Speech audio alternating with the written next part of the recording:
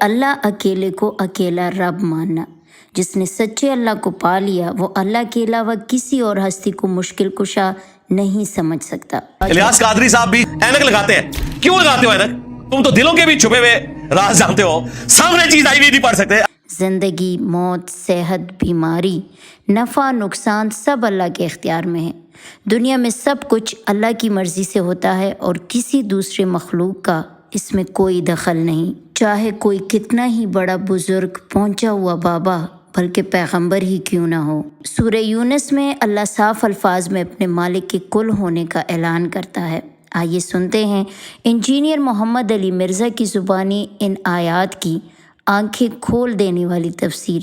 قل من یرزقکم من السماء والارض، اے نبی ان سے پوچھئے بھلا بتاؤ تو کون ہے جو رزق دیتا ہے تمہیں آسمان سے اور زمین سے، آسمان سے پانی برسا کر اور اس کے ذریعے زمین سے کھیتی اگا کر۔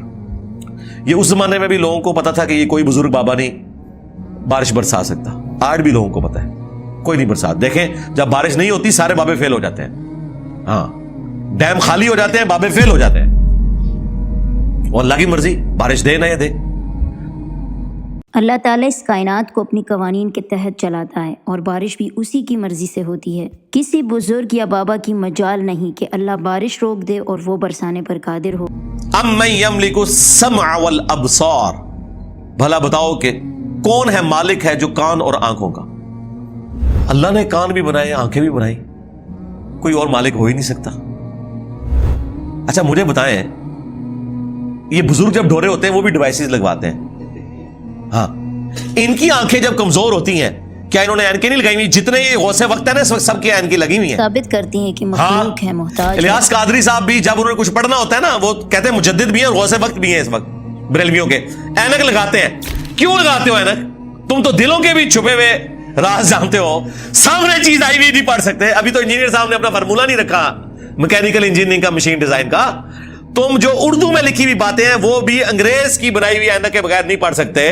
ہمیں تو کل تک کہتے تھے جی اگر انگریز ہوا میں اڑ سکتا ہے تو بابا کو نہیں اڑ سکتا؟ انگریز تو اڑ کے دستا ہے جہاز بہ کے، بابا بھی اڑ کے دسے، مان لیں مانگے۔ تو انگریزوں کی بنائی ہوئی اینکیں لگا کے تم لوگ وہ چیزیں پڑھتے ہو تو ظاہر تم تو مالک نہیں ہو ان آنکھوں کے۔ اندھی تقلید میں لوگ باباؤں کو پیغمبروں سے بھی اونچا درجہ دینے لگے ہیں۔ آج تک کسی بزرگ نے اپنی آنکھیں کمزور ہونے سے روکی ہیں؟ کوئی شخص اپنے بڑھاپے کو ٹال سکتا ہے؟ کوئی پیغمبر بھی نہیں ٹال سکتا اپنے بڑھاپے کو۔ بال سفید ہوئے تو ہو گئے، نظر کمزور ہوئی ہے تو ہو گئی ہے۔ تو یہ چیز ہے، اللہ تعالیٰ فرماتا ہے کہ پوچھ ان سے اے نبی صلی اللہ علیہ وآلہ وسلم کون مالک ہے کان کا اور آنکھوں کا۔ وَمَن يُخْرِجُ الْحَيَّ مِنَ الْمَيِّتِ، اور کون ہے جو مردے میں سے زندہ کو نکالتا ہے۔ بظاہر زمین مردہ ہوتی ہے، اس میں سے زندہ کھیتی نکلتی ہے۔ بظاہر انڈا ہماری کامن آبزرویشن کے اعتبار سے مردہ ہوتا ہے، اس میں سے چوزا نکلتا ہے۔ ویسے تو وہ مردہ نہیں ہے لیکن قرآن چونکہ لٹریچر کی زبان میں کامن آبزرویشن پہ بات کر رہا ہے، اس اعتبار سے تو وہ بظاہر ہل جل نہیں رہا، ایک بیج اس کے اندر زندگی ہے لیکن بظاہر مردہ ہے، اس میں سے 6 ارب گنا بڑا درخت نکلتا ہے۔ وَيُخْرِجُ الْمَيِّتَ مِنَ الْحَيِّ، اللہ ہی کا کمال ہے کہ وہ زندہ سے مردہ پیدا کرے یا مردہ سے زندہ پیدا کرے، اور مردہ کو نکالتا ہے زندہ سے، زندہ میں سے مردہ بھی نکلتا ہے، یعنی مرغی انڈا دیتی ہے۔ بظاہر یہ بات ہو رہی ہے، میں سائنٹیفک لینگویج میں بات نہیں کر رہا، لٹریچر کی زبان میں بات کر رہا ہوں۔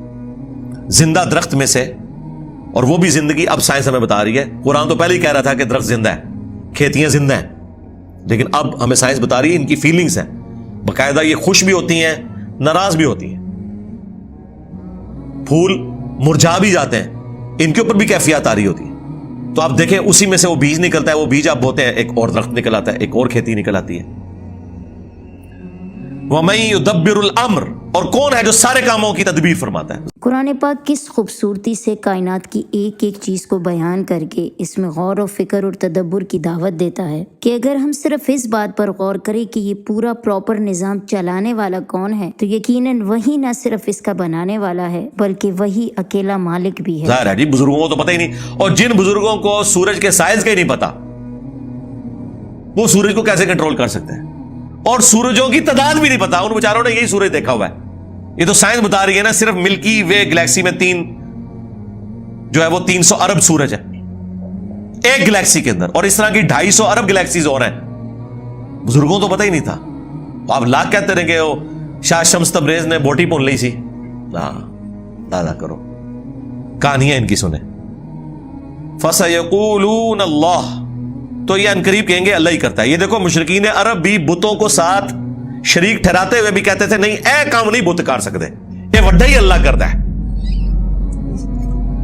اور یہاں کہہ رہے ہیں بزرگوں کی ڈیوٹیاں لگی ہوئی ہیں، اندازہ کریں۔